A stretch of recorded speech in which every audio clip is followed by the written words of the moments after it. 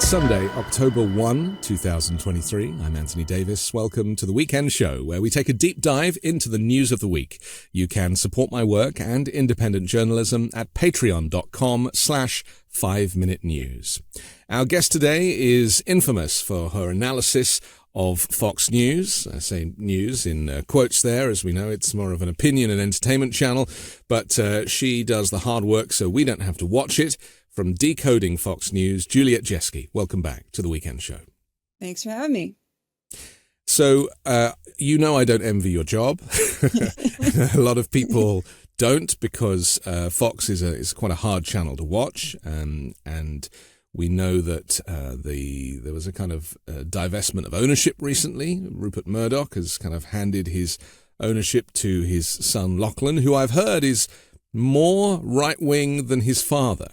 Which, do you think that could change the editorial direction of Fox News?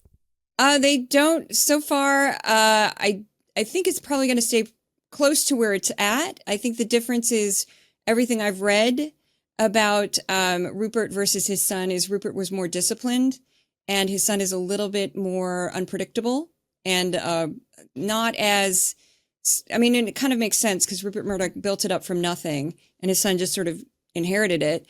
And apparently his son is not as disciplined or as careful as his father. So it's going to be interesting to see what happens.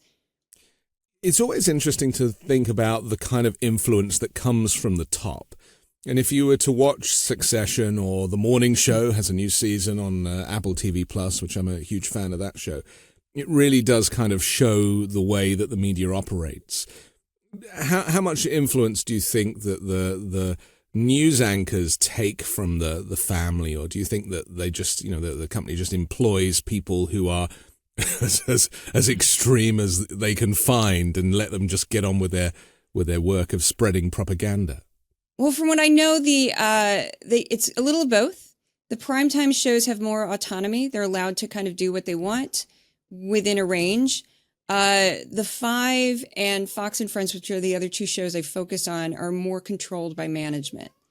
Especially Fox and Friends, apparently, is very tightly controlled. They act like it's just off the cuff and they're making little statements, but apparently that's not the case. The management's very on top of them, and they definitely want the content as they want the content. They don't like them to go rogue or go off cuff or anything like that. But yeah, I definitely think like Sean Hannity is a true believer. Laura Ingraham is a true believer, 100%. Jesse Waters, not the sharpest knife in the drawer.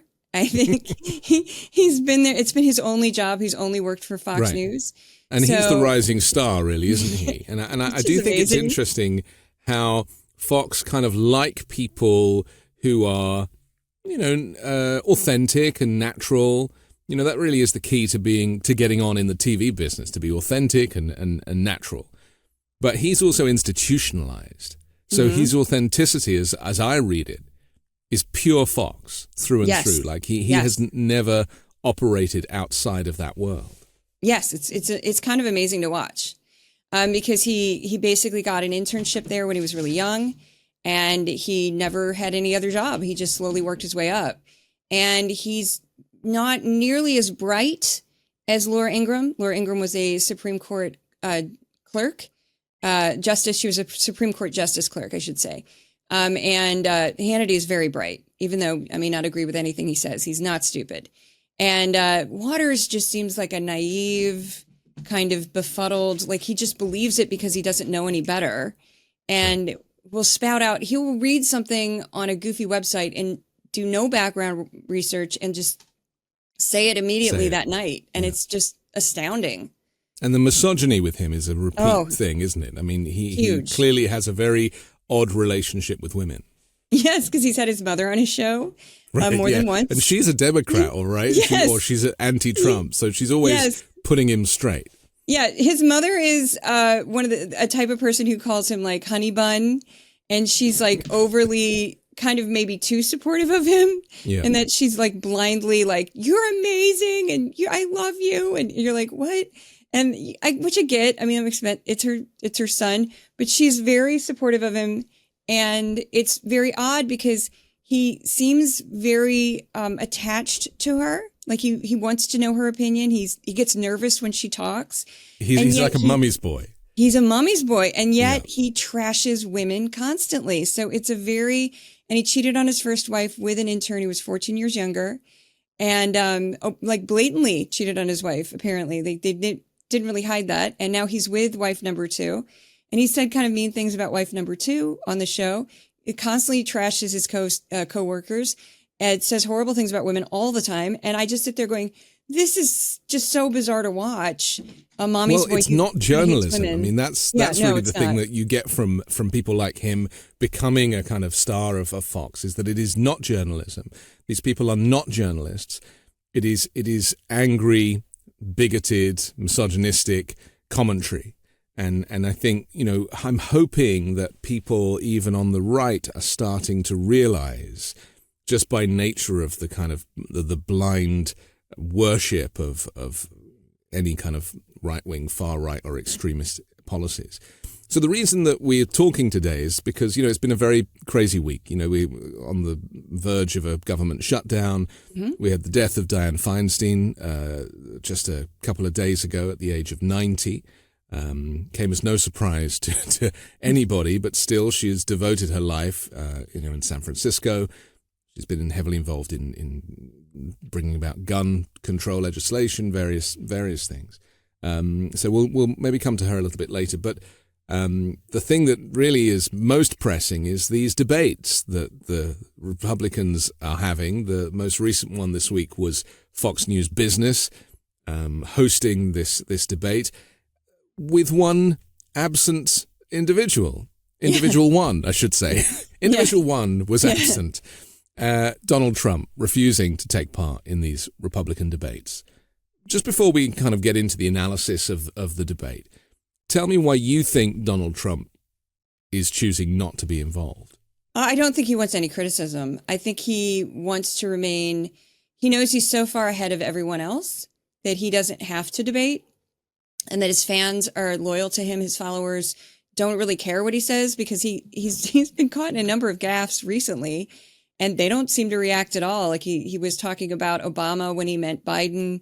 He's kind of out to lunch himself. But I think he just doesn't want extra criticism. He wants to remain on top. He wants to remain untouched. He feels he's above it. He doesn't need to sully himself with debates where he would obviously, at least Chris Christie would attack him relentlessly. Chris Christie's actually very good at that. I'm not a huge fan of Chris Christie as a politician. Yeah. But he's very skilled at attacking Trump. Well, he trained Donald Trump for the first set of debates. He was effectively a coach and media trainer for him in 2016. This is true. Yes. And he's very skilled at it. You can tell he knows what he's doing as far as debate is concerned. But I think Trump feels like he's above it. He doesn't need it, so he's not going to bother.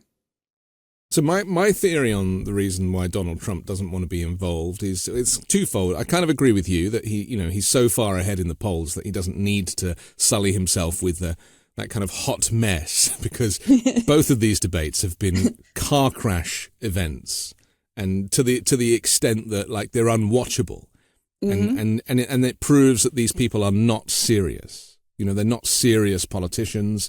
They're not serious people. Many of them, like Vivek Ramaswamy, are performative. They don't care about kind of civic duty or societal responsibility or leadership. It's about power. It's about money.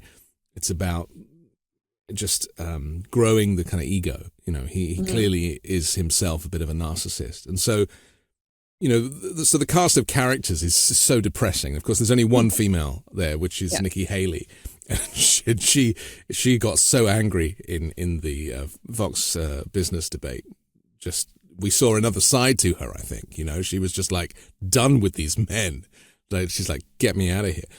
But I think that Donald Trump deep down knows that actually he doesn't have the knowledge to debate. Like, on his rally stages, it's just him.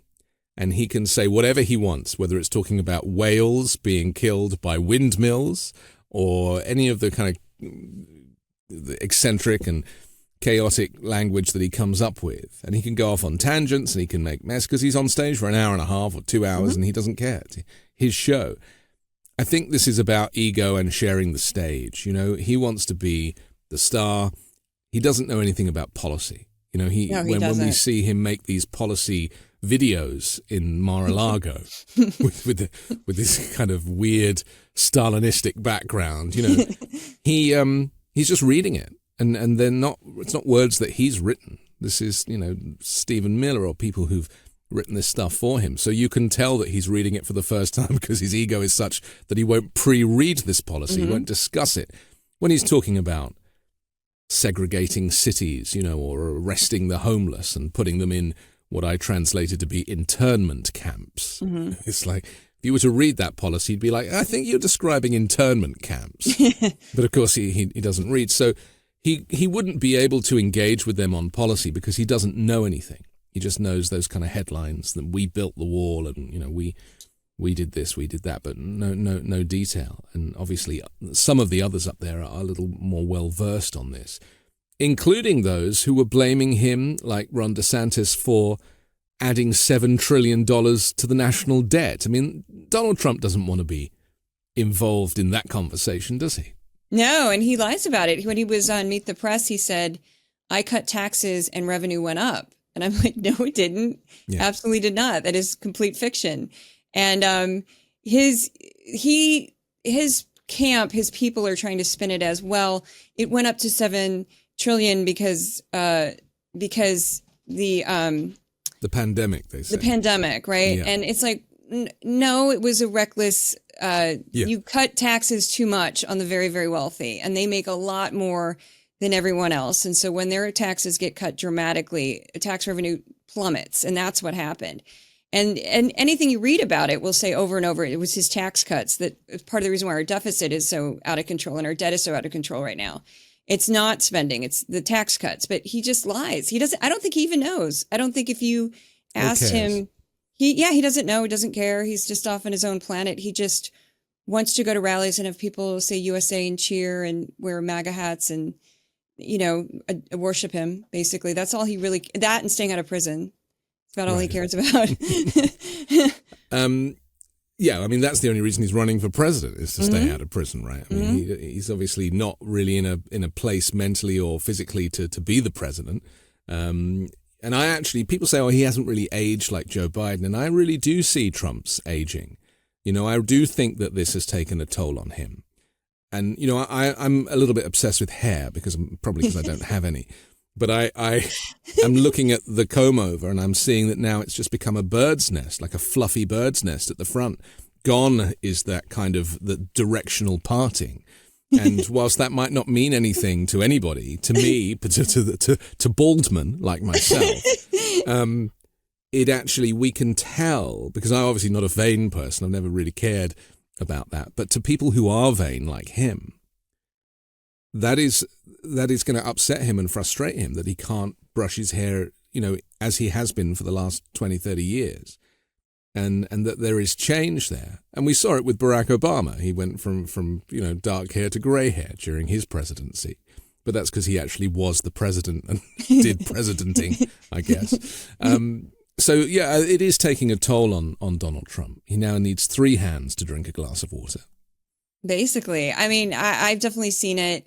Others have seen it. They've done compilations where they've put together like recent gaffes where he's just saying things that aren't true or he's not sure where he is. He said things like, we know I was in the White House last week. And people are like, no, you weren't. What are you talking about?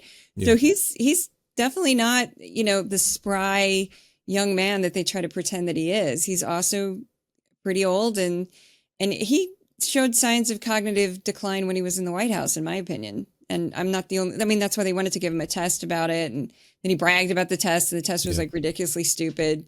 The woman, man, TV. Whatever it was. I don't remember that exact order, but it was like, oh, I wouldn't be bragging about that test. It's like kind of goof. He's just, we're in a bad place with that man. He scares the heck out of me. It's like I laugh at him and then I'm like, nope, he could be president again. And that is the serious threat here, isn't it? You know, it's I know it's amusing to talk about Fox as entertainment and But the reality is that has been spreading propaganda for 2 or 3 decades to the point that it has pushed the country further and further to the right. And, I never really know whether they're supporting Donald Trump at the moment or not. It's hard they've to been tell. a little odd. One week to the next, they kind of their allegiance seems to change based upon his. He's like a kind of volatile stock, isn't he? Yes. if he's on top, then they'll support him. But if there's a chance that he might lose because he screwed up that week, then they kind of drop him like a stone. I would just say, going back to the debate, that the biggest issue here is that whilst these 8 candidates on the... Was it 8 or 12? 7. No, 8, 7. That's right. Mm-hmm. Whilst they might not seem necessary in this whole thing because they're so far behind in the polls, that is fine, provided Donald Trump doesn't get prosecuted and prevented from running for president. Mm-hmm. And with 91 charges and 4 indictments, there's a good chance that one of them might stick. And so then we are going to have to look to Nikki Haley or to Mike Pence or to Vivek Ramaswamy or Tim Scott or any of this gallery of curios. So do you think that that's the reason why they're still fighting? Because actually they're all hoping, I know Ron DeSantis is, because this has always been his plan, is in the hope that Trump goes down and then they have to step up. I think that's part of it. I think the debate this week was the first time I saw Ron DeSantis actually make a direct stab towards Trump, like direct. Yeah. And it was immediate and it was quick.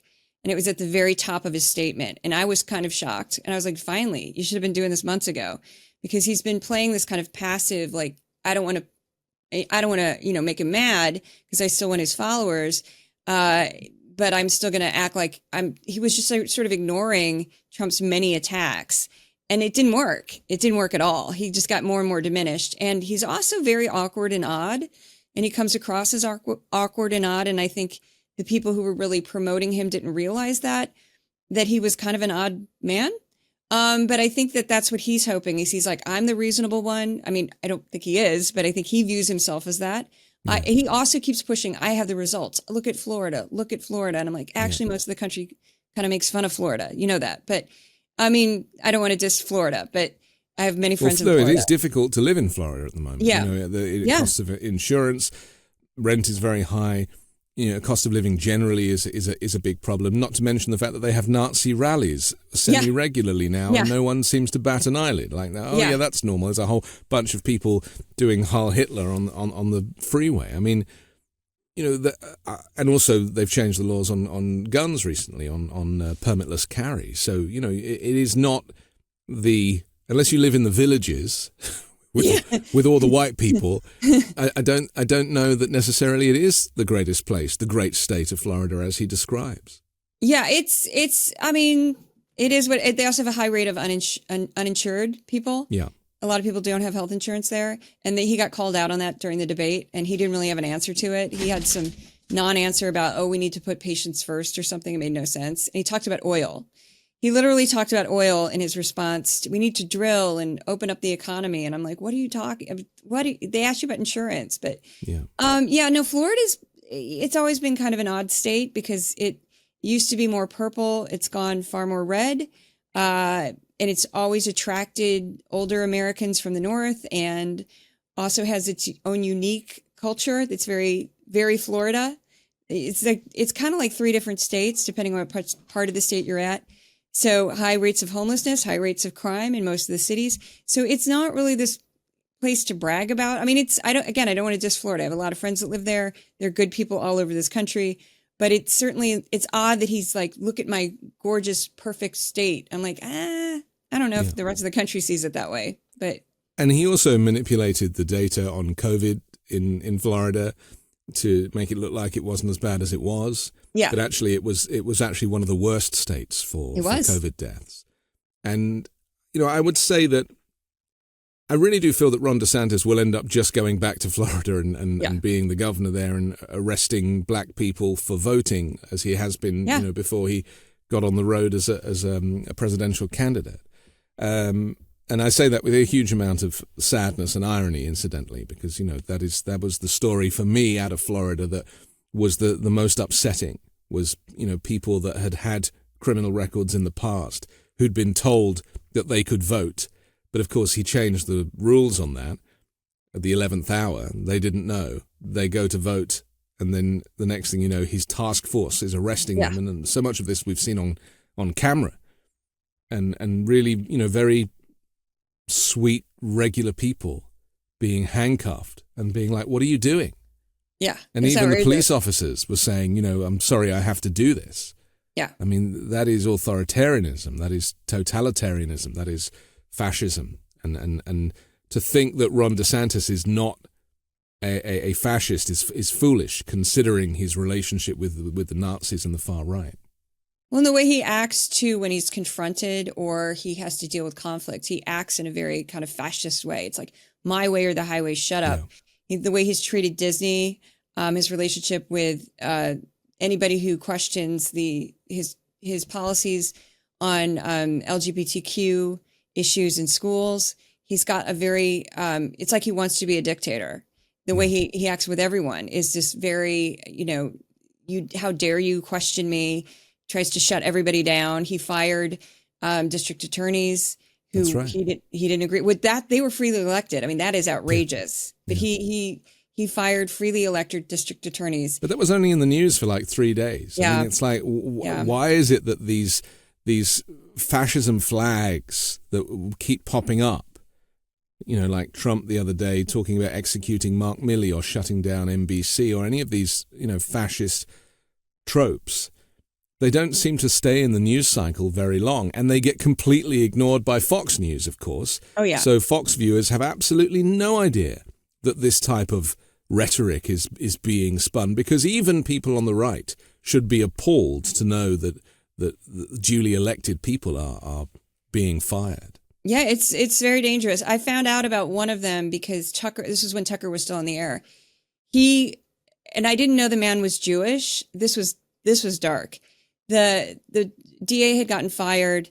Tucker Carlson, at one point during COVID, the DA had made a statement about do unto others as you would do unto you. He was like quoting the Bible. And Tucker made a comment that made me go, why? That's odd language that you're using. And that Tucker said, oh, it's disgusting that he says those words. It's disgusting that he says those words. And I'm like, why would it be disgusting? So I Googled and I kept looking and I'm like, oh, that's dark. Because the man's Jewish. Because that's what I read from it. That Tucker was angry that a Jewish person would quote the Bible, because it didn't make sense. His reaction did not make sense. And I went, that's really disgusting and sick. And Tucker had numerous anti-Semitic flare-ups like that were subtle. But if you were looking a little bit deeper, you would catch what he was doing. And it was nobody cared. I mean, that was the only mention of that one on Fox is Tucker Carlson, like almost glorifying the fact that the man was fired. He was excited about it. And again, disgusted that this man would quote the Bible. And I was very deeply disturbed by that. But Tucker Carlson was, thankfully right now he's on Twitter doing his own thing and kind of barely, I don't know if anyone's paying attention to him, but we'll see what happens. He could step in as a presidential candidate. I mean, this is, some people are saying that. Yeah. That, the problem with not having a well-paid job, I mean, I'm sure that he's still making plenty of money and I'm sure his deal with Elon Musk is significant. But the problem with having time on your hands is that you do start sniffing around for things. And, he thinks Donald Trump is an idiot, right? That's been proven time and time again with the text messages that were exposed in the Dominion case and various things. And I have no doubt that he has the ego to think that he could step up and be the Republican presidential candidate, because the 7 on that stage clearly are they don't have it. Total disagreement about anything. Mm-hmm. And the problem with Tucker Carlson and people like him is that they are very good at communication. Mm-hmm. And as much as I hate to credit people like that, and I used to train politicians for speeches in the UK. That was one of my side hustles. And he doesn't need any help. He really knows how to get the message across. And that is dangerous. Yeah. He was a very dangerous person. When he was on Fox, every time anybody asked me who's the worst person on Fox, without hesitation, I'd say Tucker Carlson. Yeah. without hesitation, because he also spreads conspiracy theories and racism and white supremacy, and it's definitely anti-Semitism that flared up more than once on his show. And I was horribly disgusted by him all the time. He taps into, I'm actually going through all of his old Tucker Carlson Today episodes meticulously, like a crazy person, but I like doing this. You're amazing. I like doing this kind of research because you can understand them inside and out. Yeah. And he has 262 episodes, and I'm literally going through them, making notes. I have a whole spreadsheet and turning everything into transcripts. And the thing that I pick up is there's like a deep resentment in him towards the changing demographics in the United States. He wants to go back to this like mythical 1950s. Hence his kind of white replacement theory kind of concept that he keeps going back to. Like he used to do it as specials, didn't he? Where it would be a kind of special episode on this idea of white people being replaced. Yes, and now that's openly talked about on Fox. Yeah. He started that, and now Fox hosts and guests they may not say the great replacement, but they'll say they're doing this to change the demographics of the country. Yeah. And I'm like, do you realize how hard it is to go from undocumented immigrant to voter in this country? That's years. That could never happen. Many undocumented immigrants never get the right to vote because they never become a citizen because the process is so difficult. So this attitude that they can we're just importing all these people and they're all going to just immediately vote like Democrats and change the country. It's like, I don't know what you're talking, because I mean, a Venezuelan's going to vote very differently than a Mexican, than a Cuban, But it's just pure racism, Juliet, isn't it? I mean, and we have so many conversations about this on this show and elsewhere. And unfortunately, so much of it can be traced back to racism as the kind of core, the kind of nucleus of their policy making and their thinking. It all goes back to kind of Jim Crow era attitudes and how they never wanted to come out of that. They wanted segregation. They wanted public lynchings. Mm-hmm. And I was actually reading through some of the kind of Jim Crow etiquette, as it was called. I mean, it is so completely... I actually think that people now generationally have forgotten what that stuff really means, and I think instead of saying Jim Crow, we should be much more specific about segregation. I was reading about handshaking, how a black man can't reach out to shake a white man's hand. The white man has to reach out to shake it. And how a black man can't light a cigarette for a woman because that would be seen as a sexual act. So much stuff, like fine detail, that I was researching, and I was like, we need to be talking more about this stuff. Yeah. Because, generationally, I think people have forgotten how black and brown people have had been treated completely differently by America as a country over the years. Listen, we have to take a little pause for our sponsor, but I'd like to come back and talk more with Juliet Jeske here on The Weekend Show. Did you know that your temperature at night can have one of the greatest impacts on your sleep quality? If you wake up too hot or too cold, I highly recommend you check out Miracle Made's bed sheets. Inspired by NASA, Miracle Made uses silver-infused fabrics and makes temperature-regulating bedding, so you can sleep at the perfect temperature all night long. Using silver-infused fabrics originally inspired by NASA, Miracle Made sheets are thermoregulating and designed to keep you at the perfect temperature all night long, so you get a better sleep every night. These sheets are infused with silver that prevent up to 99.7% of bacterial growth, leaving them to stay cleaner and fresh 3 times longer than other sheets. No more gross odors. Miracle sheets are luxuriously comfortable, without the high price tag of other luxury brands, and feel as nice, if not nicer, than bed sheets used by some 5-star hotels.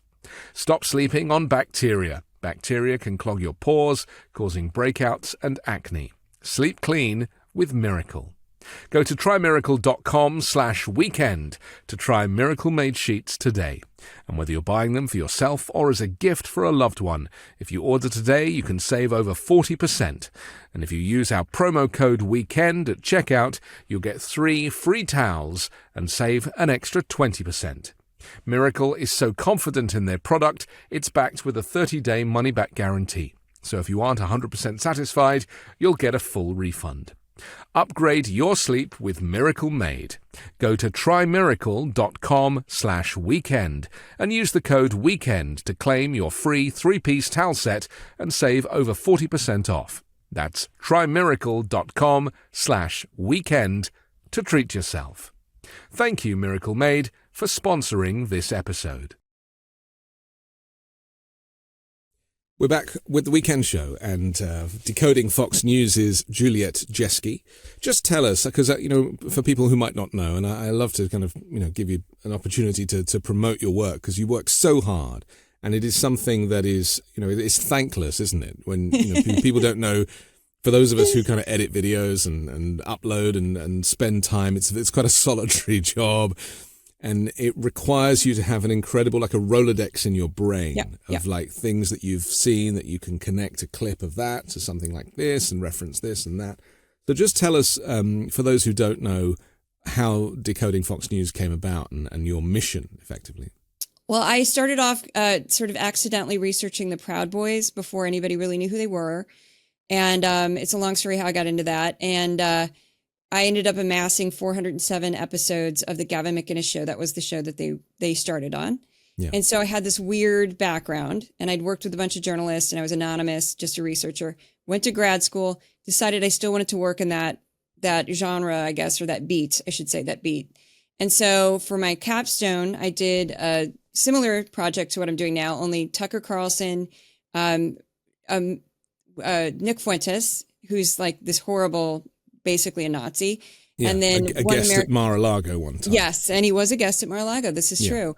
And then One American News Network, and then I compared that to nonpartisan media. And then I turned that in when I graduated in 2021 in December. And Jeff Jarvis, who helped found my school, he's well known in media. He founded Entertainment Weekly. He basically read it and within 24 hours offered me a grant. This is very rare what happened to me. Most people don't get an MA and get a grant. And then I started Decoding Fox News February 2022 because he just said, will you do what you did in your capstone, but do it about Fox? And I said, sure. And I had no idea what I was getting myself into. And I designed the project, and I designed it it's a lot of media to watch. And then when something crazy happens, I usually pick that up too. So my weeks can be very intense. And it's a lot of, I didn't realize until I did it that consuming right-wing media is considered a skill, and that a lot of people can't do it and won't do it and don't want to do it. And I can handle it. So that's how I got into it. But yeah, it is very challenging. It's very challenging. Let's explain to people who don't quite understand, because, if you've grown up in the US after the 80s, when Reagan and Donald Rumsfeld, I think it was, removed the fairness doctrine, and this, prevented this balance in reporting. And now we have this thing called both sides reporting. And I've never really understood what that is, because it's not journalism. It's basically channels like the mainstream legacy networks, CBS, ABC, NBC, who feel compelled to both sides something. This is what the Republicans say, and this is what the Democrats say, and, you go away and work it out. And I've spoken to so many people who, when I say, well, what news networks do you watch? They're like, oh, well, I watch a bit of Fox and a bit of NBC, and then between it, I can kind of work out what is true. And I'm like, that's not a way to consume the news, because one of them is completely untrue. And that's not me being partisan. That is just journalistic. From a journalistic perspective, you just tell the facts. And people have it's called like projecting. They project their positive bias. Yeah. So if you were to cover a story that was about Donald Trump and his, infidelity, let's say, they'd be like, that is biased, that is liberal. And it's like, it's a story. It's a true story. And so that kind of editorial decision to leave stuff out, which is what Fox does, and to only focus on stuff that is going to grow audience and get people riled up and angry and make them think that Democrats are extreme and terrible, and we're going to take away guns and take away your rights, make you wear a mask, all this rhetoric. The danger there is that it makes the viewers very angry, very hateful, and the division that we are struggling with in this country to the point that they can't decide, on the debt and government shutdown, like things that there should be consensus over, is now never going to happen because channels like Fox and One America and Newsmax and all of these channels are basically brainwashing people. It's dangerous, and maybe it's what America deserves, because it hasn't happened.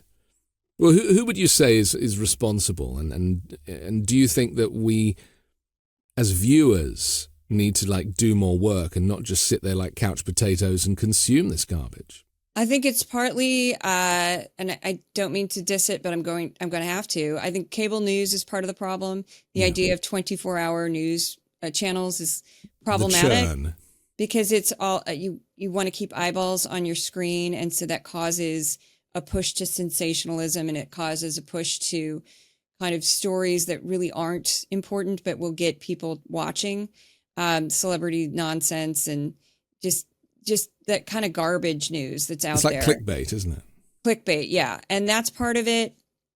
Not to say that all cable news is terrible. It's just that, unfortunately, when you're trying to keep up with that kind of constant obsession with ratings and income and all that, it brings out kind of the worst in news. So that's part of it. And then I also think that Rupert Murdoch is a huge part of the problem, because he came, he's Australian, of course, but when he built his media empire and he broke into the United States market, his attitude was, I'm going to build this machine and it will be Fox News and I will influence politics with it. And he was successful. And insofar that when you watch the network, it is a constant rage spiral, paranoia, fear, and they just push the same 5 stories over and over and over again the whole day, whatever it is. They'll show a 30-second crime clip and on a loop. You watch it, they'll have part of the screen that's just dedicated to, they'll have 2 people, and then the third part of the screen, the third panel will be whatever crime clip it is. And they did that with BLM riots, didn't they? With the fires, the burning of the shops and things. They just kept looping those. Kept looping it. And what's amazing about it is I was talking about it when I was just in Texas. I was in Austin, and for the Texas Tribune Festival. And I said, one of the things that's very strange about it is they'll show something that really should be a local story, like it'll be a subway crime, which anywhere else out of New York City is, people don't have subways. They don't really, they do sort of in some cities, but they don't have this vast network of a subway system that New York has. So they just don't have the same type of situation. And that Fox acts like it's the most important story in the country, and they'll dedicate a crazy amount of time to it. And they're like, let's go back to the tape. And I'm like, let's not. It's just this, it's unfortunate that this happened, but there are bigger stories happening all over the world that you're not covering. But they know, don't they? The hosts know that they are forcing a diet, an unhealthy diet. It's like just eating fast food and never touching a vegetable. Yeah. And this is so dangerous for humanity, because part of the problem is that Russia will take clips of Tucker Carlson's show as it was and broadcast it on state television, state news TV in Russia, and claim that is America's view, that America is on the side of Putin, and that they don't want the war in Ukraine, and all this stuff. And so it helps our adversaries. Yeah. And it's really bad too, because sometimes they're so petty, they'll go after anything. Like I'm working on a montage for my newsletter podcast for next week, which is just about Biden tripping. Yeah. And so they're like, they got some inside information that Biden is meeting with a physical therapist and has better shoes, and they're trying to work on him not tripping. Now, he did break his foot, and he is an older man, so he has an odd gait, and that could be any of us. If we broke our foot, we could be stuck with an odd gait and be a little unsteady. That's normal. But Fox blew it up, and they're like, they dedicated an insane amount of airtime to this story that was not a story. And then they were like, look, he fell again. And I'm like, he did not fall. And it was just him walking downstairs and just ever so slightly sort of, didn't trip, didn't fall. But they're like, see. And they just kept showing it. And then they start showing past trips and then past falls. And then, oh, look, he fell off his bike again. I'm like, you've shown that like hundreds of times. And it's something like that petty and that stupid, they'll turn into a major story on the network because they know it, since they've already worked up their audience to believe that this man is in cognitive decline and that he's falling apart. It's like a sporting event. Like, let's watch that replay again and get people all worked up. And it's so inhumane. Like it lacks all humanity and any sense of kindness and desire to, I mean, how have we got to the point where humanity has been pushed aside in favor of propaganda and politics? It's such a shame because, nobody benefits. I say this all the time on the show, like nobody benefits. Some people just get angry, their blood pressure goes up, they spend more time at Kaiser Permanente as a result of it. I really do feel that. I almost feel like the healthcare companies are in cahoots with the news. It's like, get the blood pressure up, get people eating the wrong food. It's almost like profit is what is the most powerful entity at every level, whether it be in the news that we consume or the hospitals that we go to. It's all for profit.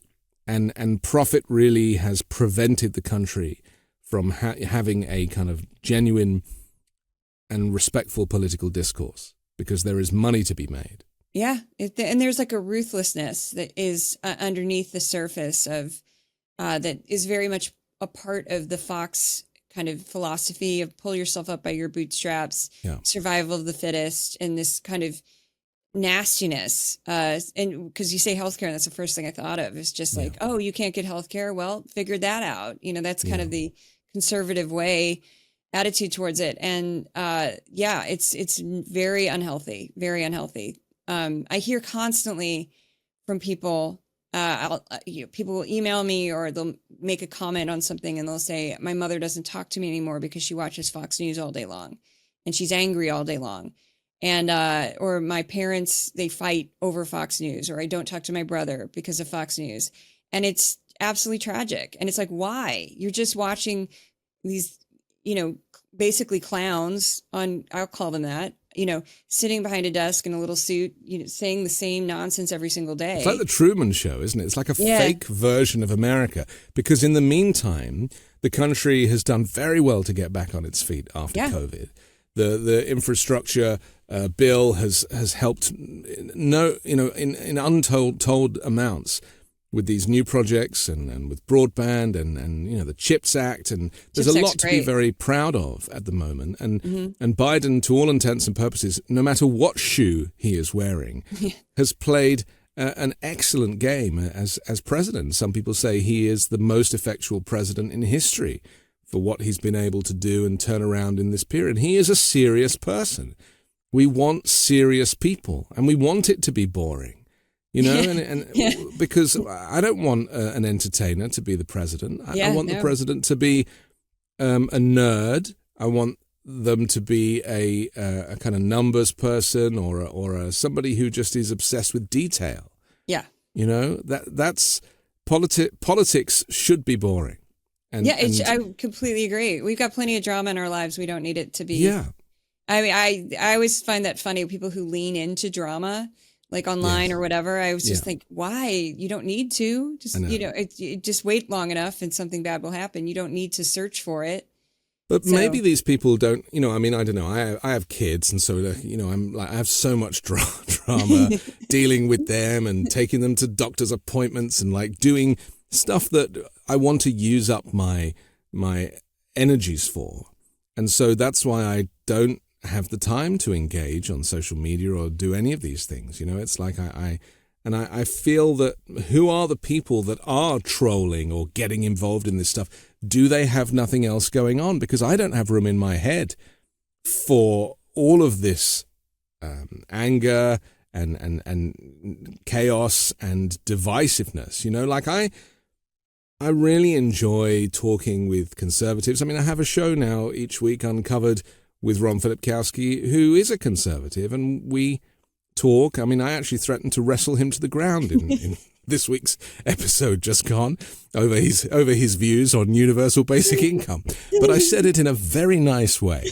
And isn't this the point? Like, the ability to communicate and converse in a civil and respectful manner has been lost because Fox and similar networks have turned us into enemies.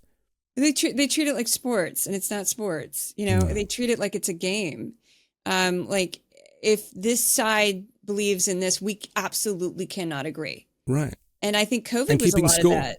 Yeah, COVID was a lot of that, to the point that you're like, so we've found that in areas where people watch more Fox and voted for Trump, the death rate from COVID was much higher, and you still don't care. You're still doubling, tripling down on all this nonsense that you pushed during the pandemic. And then they act as if, because of, it was a new disease. We didn't know, nobody knew what it was. Nobody could understand it. It was a constantly readjust, do this. No, do this, do this, do this. No, changing guidelines as you get more data. Yeah. Which is the kind of nature of science. Normal. Yeah. Yeah, it's normal. And they turned that all into, they were lying. It was all lies. And I'm like, how is it a lie? It was a brand new disease. Nobody knew what the heck was going on.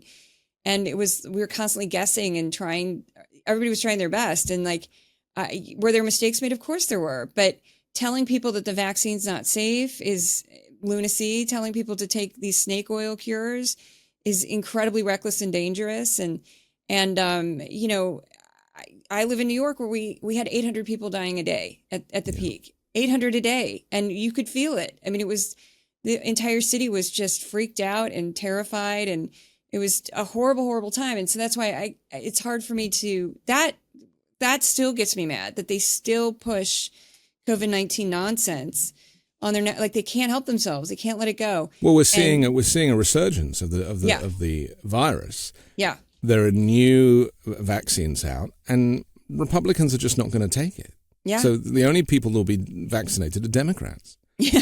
The same way that the only people driving electric cars will be Democrats. Yeah.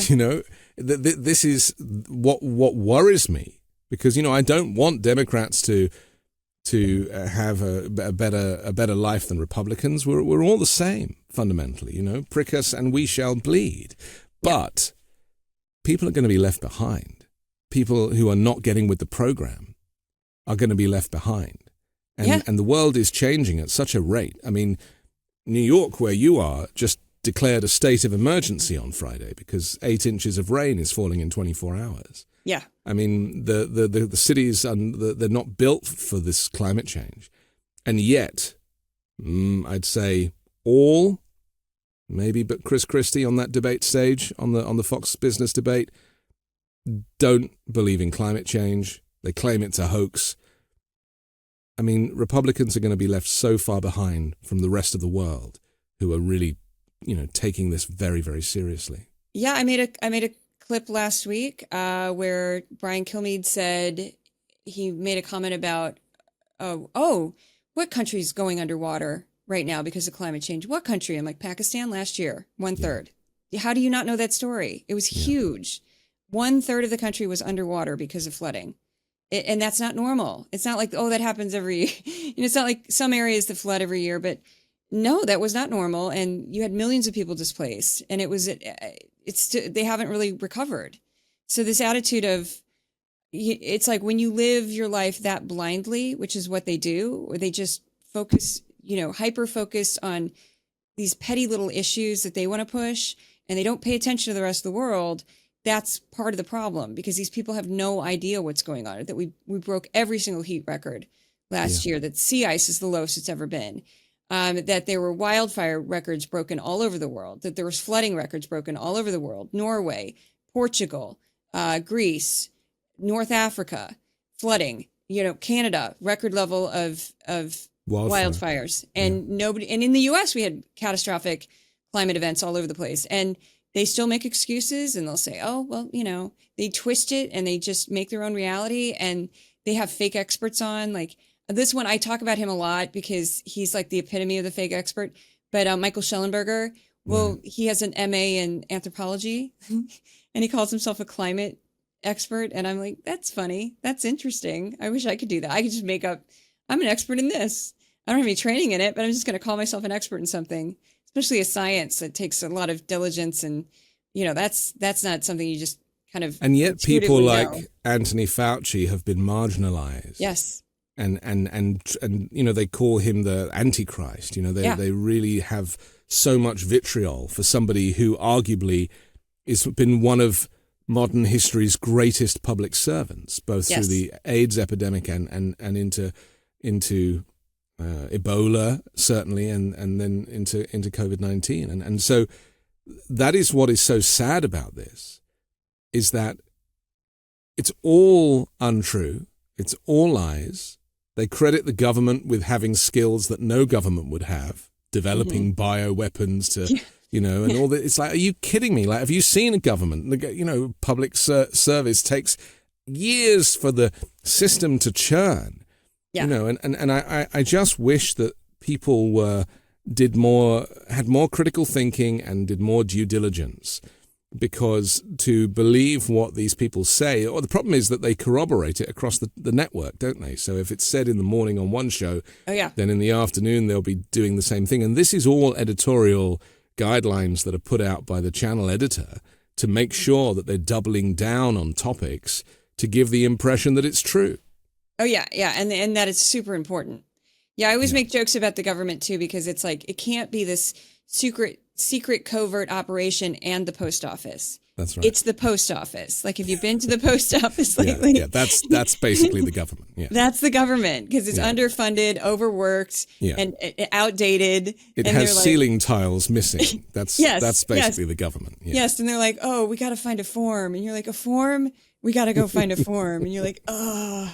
Yeah, I think that about car registration stickers. Why are we still putting stickers that someone could peel off on our license plates? Like, is that not like the weirdest thing ever in 2023 to be using stickers? Because in every other country in Europe, there's no physical anything. It's all done through number plate recognition and technology, and it's just normal. And yet here we're still like, the red sticker, the yellow sticker, the blue sticker. And I'm like, I don't know. Maybe it's just California, but that's how it feels. Well, we also, this is something that I've been told by Europeans that they just are baffled by. They're like, you still use paper checks? And I'm like, yeah. We do. And they're like, what? Why can't I just get your routing number? And I'm like, what? It's like, I got paid for a couple of things from Europe a few years ago, and it was just hilarious because they couldn't figure out how to pay me because our system was so like bank transfer. It was it was humorous. This is the world we live in. Okay, let's take another quick pause, and then we're going to come back and talk more with Juliet Jeske here on The Weekend Show. Everyone knows how annoying cheap razors are. The cuts, the irritation, the frustration. And don't get me started with subscription razor services. The headaches those can cause. That's why you've got to meet Henson Shaving.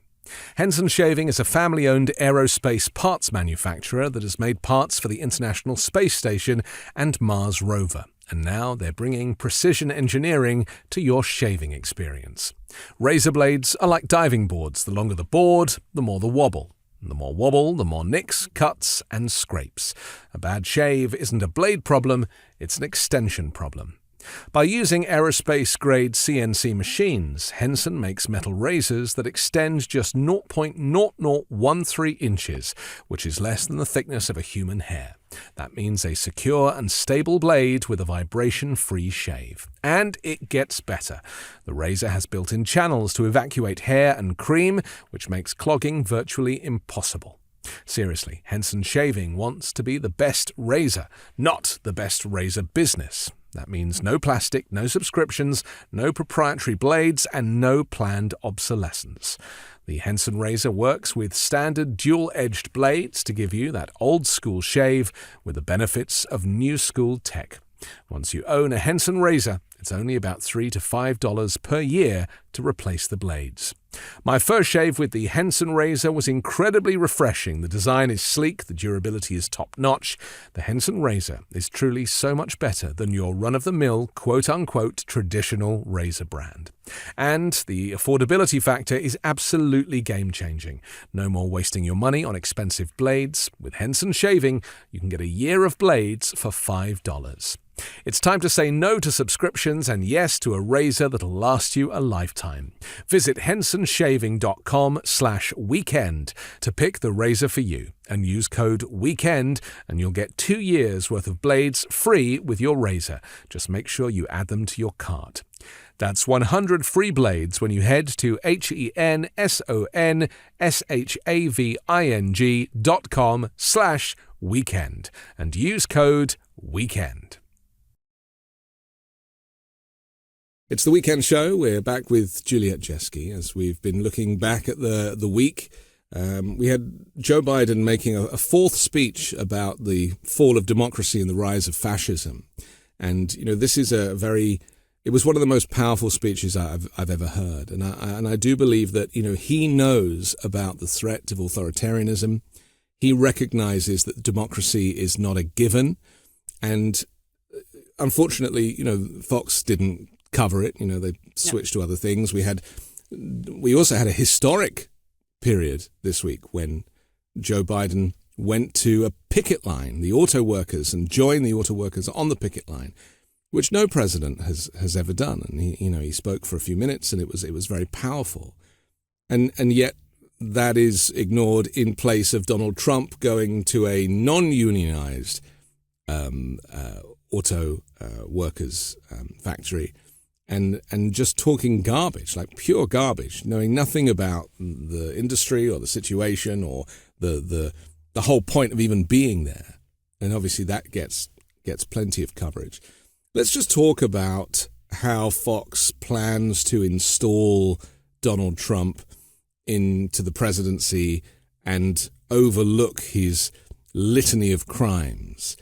How are they managing that? And how are they presenting the notion that this career criminal is effectively running for office to save his own neck? They have basically been very selective about what they cover. So they ignore a lot of it. And then they're trying to make it into Hunter Biden being the equivalent of Trump, which makes no sense because Hunter Biden never worked for the government. Hunter Biden, they can't prove anything that he's done yet other than the gun charge and, his terrible habits of drug use and tax problems, drug use and then, hiring sex workers. But no one's going to go after him for the sex workers or the drug use. And it's just not how it works. But they're trying to make that a false equivalency there. And it's ridiculous. And anyone who breaks it down goes, no, this is absolutely ridiculous.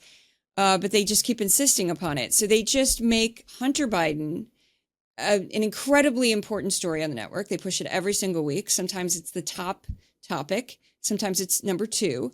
But it is inordinately covered. And then they'll just talk about Trump, but they do it in a very selective way. They don't talk about the criminal charges he's facing. Often they don't mention it at all. They'll talk about, he had a rally or he said this thing on Truth Social. Let's show that. And they just ignore it. They just ignore a lot of it. They ignored the E. Jean Carroll case completely. They act like it didn't happen.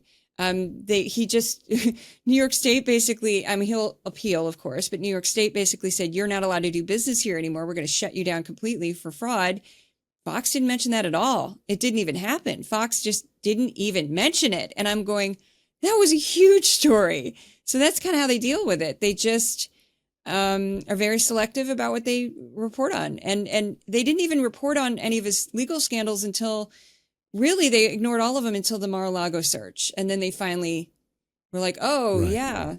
Well, because it's dramatic enough to make good television, isn't it? Because, he called it a raid. It wasn't a raid. It was a warranted search that, he was given, it was in agreement with his lawyers who were present and all this kind of stuff. And it was done at night, so it didn't cause any trouble. The FBI's version of it is obviously very different to Donald Trump's version, who kind of rewrites history and then presents it as this raid on his rights.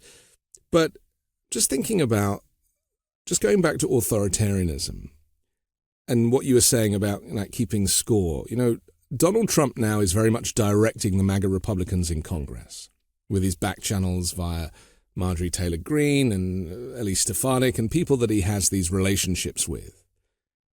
because, he's probably not on speaking terms with quite a lot of them now because he's had all sorts of, interactions. But via his back channels, he basically has called for Joe Biden to be impeached. Now, there isn't a reason to impeach Joe Biden because he hasn't done anything wrong. And that is pretty obvious because they've been investigating him for 2 years and they still haven't found anything. But that's not going to stop them impeaching him. And it's almost like Donald Trump has gone, well, I had 2 impeachments and 4 indictments. Yeah. So he needs to have an impeachment or 2 impeachments and indictments because then it's even. And I mean, it's as simple as that, isn't it? It is retribution. It is. It is simply just getting back and wanting to even the scorecard a little bit. Yeah, and they don't have the votes for an actual impeachment trial. They don't. Right. They know they don't. The inquiry is just sort of a waste of time because they won't be able to get votes to go to a full trial. They just don't have them. But people don't know the difference between an impeachment trial and an impeachment investigation, do they? I mean, that really is the fundamental thing. When it's on television and there's people sitting behind desks and they're all, and it looks official. And that's why I noticed that James Comer is trying to make it, he's being quite diligent about use of language so it looks like a courtroom when it's not a courtroom. This is all performative and done on purpose in order to give Fox viewers the sense that Biden is finally being taken down. Yeah, and over absolutely nothing.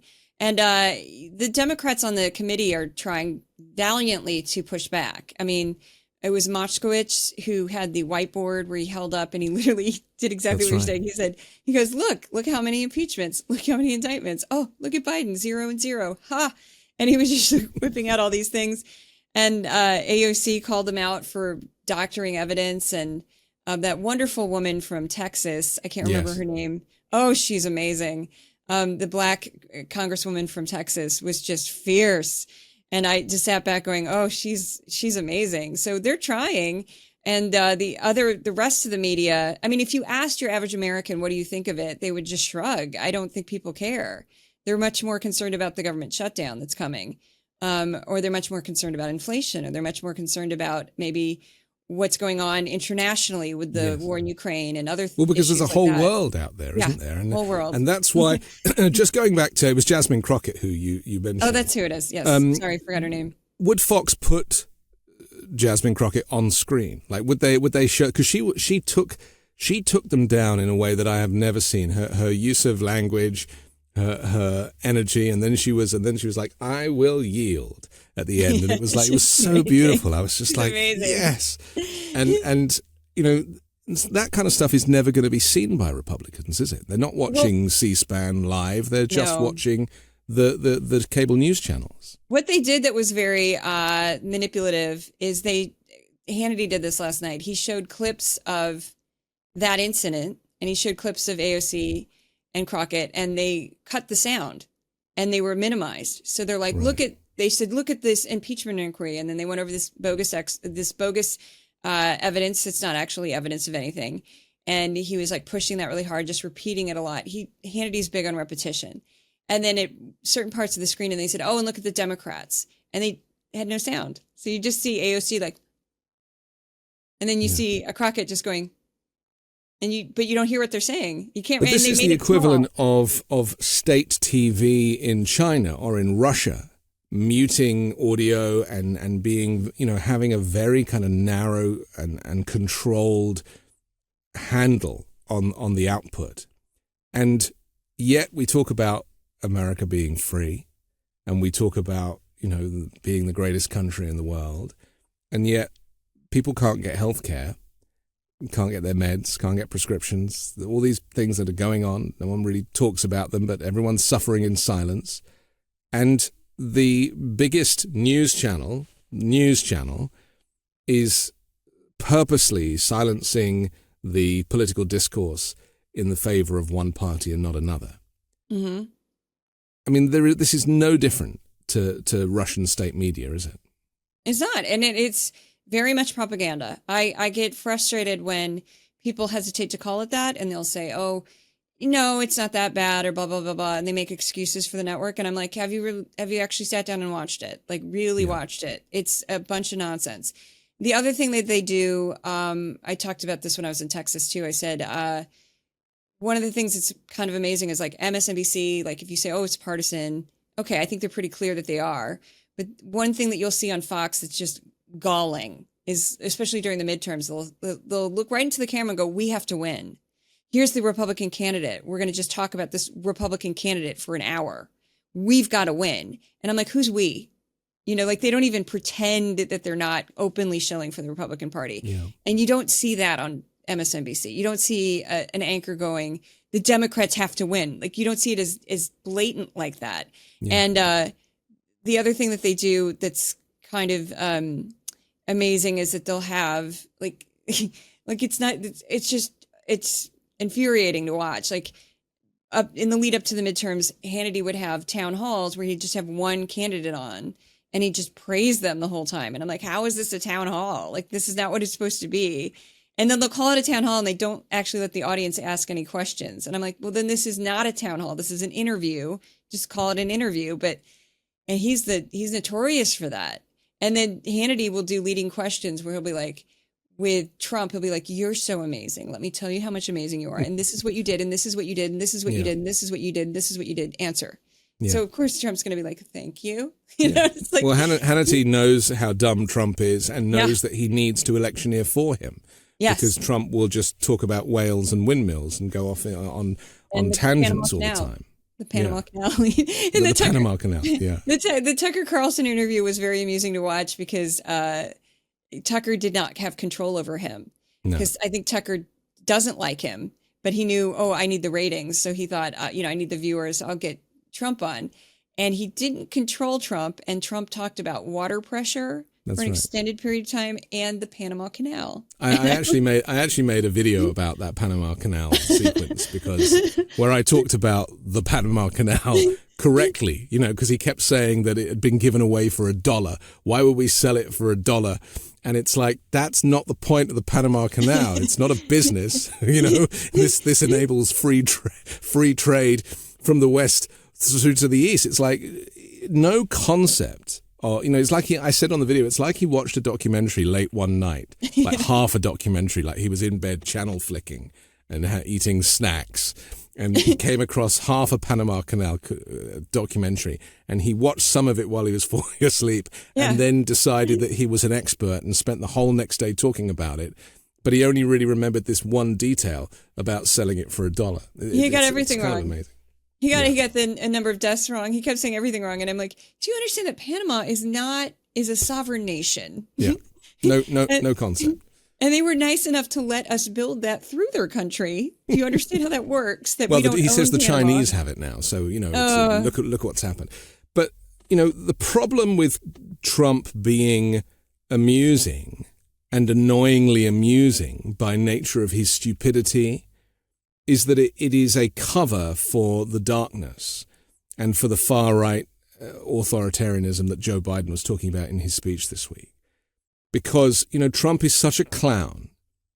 He's just an idiot. No, he's an idiot. And I was thinking about, Stalin or Hitler or people through history. Was Hitler an idiot? I don't think he was an idiot. I think he was more calculated and but he also was a populist and managed to, convert regular Germans into Nazis.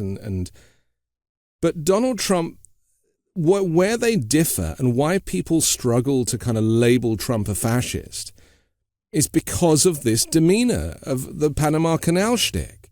That's the reason why it's so hard, because he is so dumb. And yet he is being used as a like an empty vessel, as a mark to push these policies, just because the people telling him to, the Millers and the Bannons and those who are on the far right, they compliment him. Mm-hmm. He likes that, and so he says whatever it is that they want him to say. Well, that's that's it. That is my fear, is that really Trump's stupidity is the porthole to the fall of democracy in the West. Yeah, I think there's been so much damage just from the one term that we're still pulling ourselves out of. Right.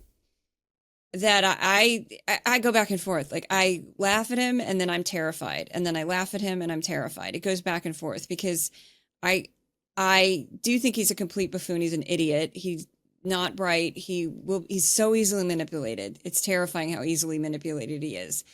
That he will go along with anything if the right person comes in the room and talks to him and flatters him enough. But at the same time, I am terrified because people will follow him right off a cliff. They don't even know. Like they don't.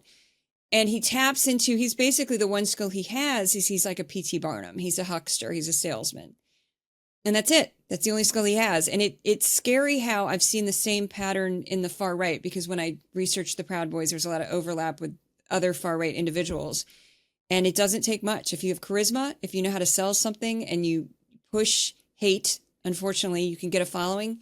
You can get this whole crowd around you. You can make money. You can gain power, fame, influence. And Trump is the epitome of that. And he's kind of the, people who don't want to sit and think and use critical thinking. They just want to consume candy, which is basically Fox News, rage candy. They just want to eat rage candy all day and pat themselves on the back and say, "Oh, I'm not stupid like those liberals, and I'm not this like those woke people. I'm better, and things are going well. But yet I'm oppressed. I'm oppressed because it's something they push very hard to, like older white America that's actually doing pretty good, but they push the idea that they're doing terribly and that if they just, the other thing is, like you said earlier, like if the United States economy has bounced back kind of miraculously. And if you compare us to Europe right now, we're doing much better.